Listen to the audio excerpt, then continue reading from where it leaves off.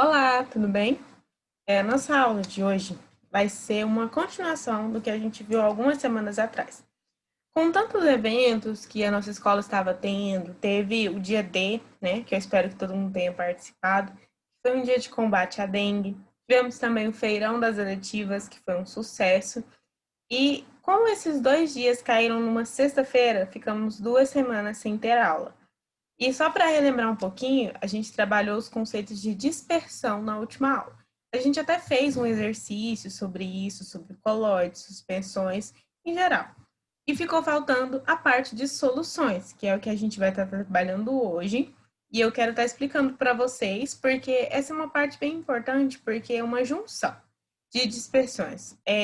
Dentro das dispersões existem os colóides, as suspensões e as soluções. E o que seriam essas soluções? Eu não vou perder tempo voltando no que a gente falou, porque o vídeo, o intuito é dele ser mais rapidinho, então quem ainda tiver dúvida, me procura, né, nos nossos horários de atendimento e tudo mais, ou então assistam novamente a outra aula, porque a próxima aula a gente vai fazer uma aula de exercício sobre tudo isso que foi visto, então seria bem legal a gente ter em mente e saber o que foi feito. Então, soluções nada mais, nada menos que elas são classificações também incluídas nas dispersões, que são partículas de soluto, ou seja, você tem aquele soluto, você vai pegar algumas partículas dele e elas precisam ter de até 1 nanômetro, que é uma unidade de medida muito pequena, o nanômetro, que é um diâmetro bem médio, né? Como eu disse, ele é pequeno, mas que é um diâmetro médio por ser 1 nanômetro, que vem de uma infinidade de tamanhos. Então, essas partículas de soluto formam essas soluções. E o sistema todo dessa solução ela vai ser constituído por um sistema homogêneo, ou seja, que apresenta uma única fase. E aí ele pode ter várias substâncias lá dentro, ou seja, por exemplo, você está fazendo um suco e aí, dentro do seu suco, quando você termina de fazer um suco, por exemplo, de laranja, você vai olhar, vamos supor que é um suco industrializado, de saquinho de laranja. Você fez o suco de laranja, quando você olha, você vê uma fase apenas. Mas você sabe que existem vários tipos de componentes lá dentro. Existe o corante, existe o sabor artificial da fruta, existe o açúcar. Então, existe duas ou mais substâncias lá dentro. Mas a gente vê só uma fase. Então, isso é chamado de solução para a gente. E esse disperso, como a gente explicou na última aula, o que seria esse disperso? Que é o soluto, ele não vai ser, não pode ser separado por filtração. Por exemplo, quando você tem um suco de pozinho que a gente faz, você vai filtrar ele, você não vai conseguir separar nada. Ele vai continuar do mesmo jeito.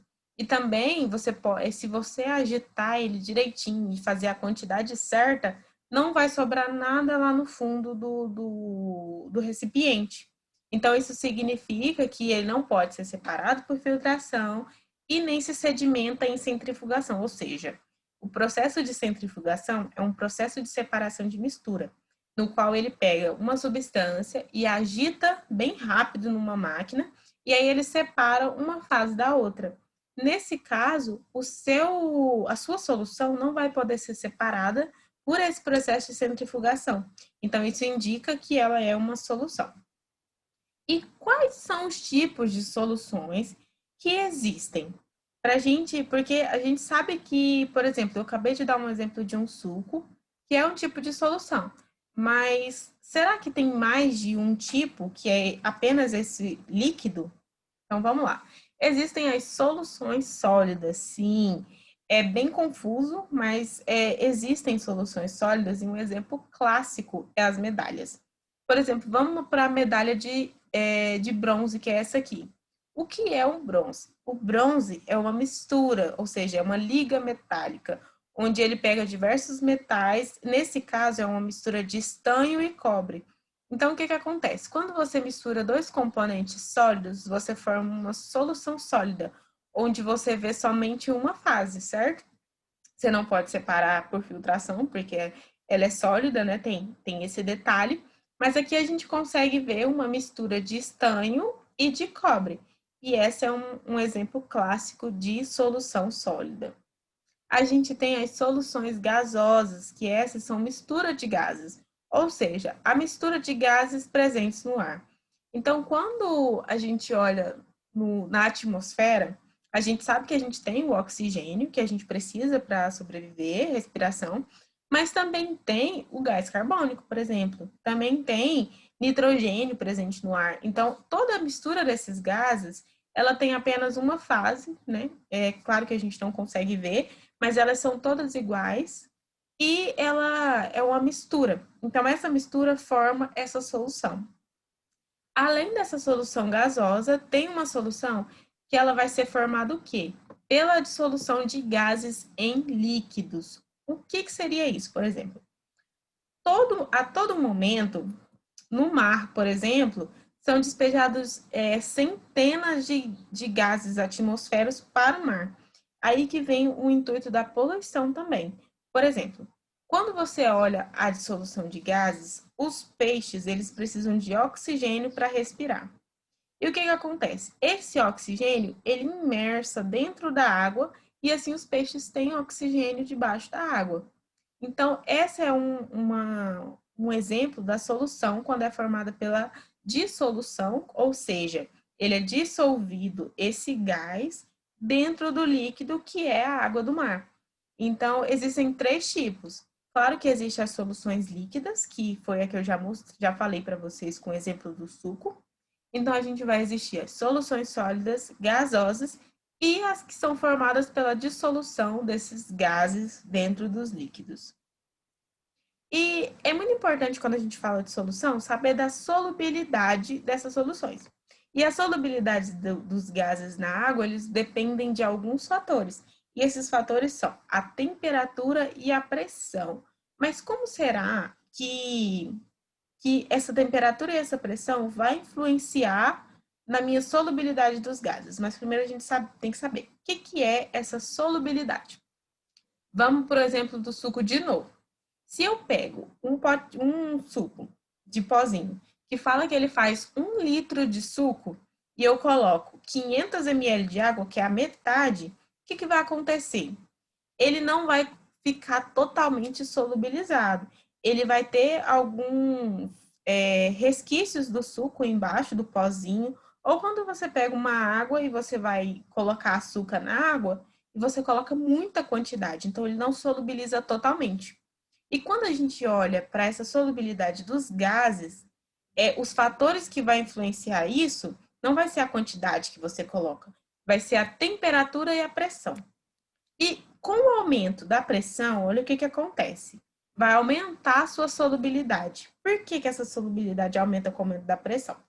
Vamos supor que a gente tem uma panela de pressão, né, que é o exemplo clássico de pressão que a gente conhece, e a gente vai colocar lá dentro água, por exemplo, e açúcar, uma quantidade muito grande de açúcar. E aí, quando você olhou, ela não solubilizou totalmente. Quando eu aumento a pressão lá dentro, ele começa a ficar um ambiente totalmente forte e fechado lá dentro. Essa pressão vai fazer o quê? Com que o meu gás saia, né? E eu solubilize aquele açúcar com maior facilidade. Então, nesse caso, eu tô tentando dar um exemplo de líquido. Então, o aumento da pressão provoca uma maior solubilidade. Então, quando eu aumento a minha pressão, eu solubilizo mais rápido aquele composto que eu estou analisando, no caso, nos meus gases. E quando a gente aumenta a temperatura, a gente diminui a solubilidade dos gases. Ou seja, quando sobe a temperatura, a solubilidade diminui. Por que essa solubilidade diminui? Quando a gente aumenta a temperatura. O que acontece? Quando a gente aumenta a temperatura, o seu gás está saindo, mas ele está saindo num recipiente aberto. Eu não estou saindo no fechado. Por exemplo, a pressão está tudo contido ali dentro. Então, eu aumento a solubilidade porque está tudo fechado. Agora, quando eu coloco uma temperatura muito quente e o meu recipiente ainda está aberto, o que acontece? Esse gás vai embora e eu não consigo solubilizar a minha mistura da minha solução. Então, lembrando, vamos recapitular. Os fatores que influenciam a solubilidade dos gases é o quê? Temperatura e pressão. E as soluções, elas são formadas pelas misturas de líquidos, como eu falei no começo da aula. Um exemplo clássico é o álcool comercial, quando a gente consegue ver que ele é 70% álcool. O que isso significa? Que esse álcool 70%, ele tem 70% de álcool, mais os 30% restantes é água. Então, é uma solução que a gente vê somente uma fase, ela não consegue ser separada, porque os dois são miscíveis, ou seja, um solubiliza o outro ali dentro. Então, esse álcool comercializado em farmácia, né, ou supermercado também, ele é um exemplo de solução líquida. A água do mar e os soros fisiológicos também são exemplos, né, de sólidos dissolvidos em água, ou seja, a água do mar filtrada, ela já tá, como eu posso dizer, um pouco mais pura. E aí eu pego um soro fisiológico também, que já tem uma composição, uma mistura. Então, essas misturas fazem essas soluções. Então, eu espero que vocês tenham compreendido essa parte de solução.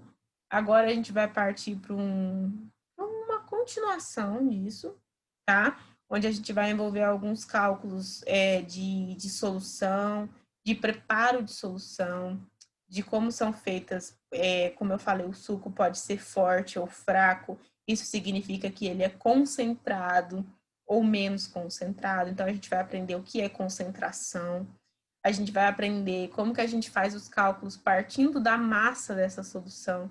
Por exemplo, se me deu o valor em massa de quantos quilos, quanta grama. Então, é isso que a gente vai aprender nas próximas aulas. E eu espero que vocês estejam realmente aprendendo e qualquer dúvida sabem que podem me procurar. Tchau e até mais.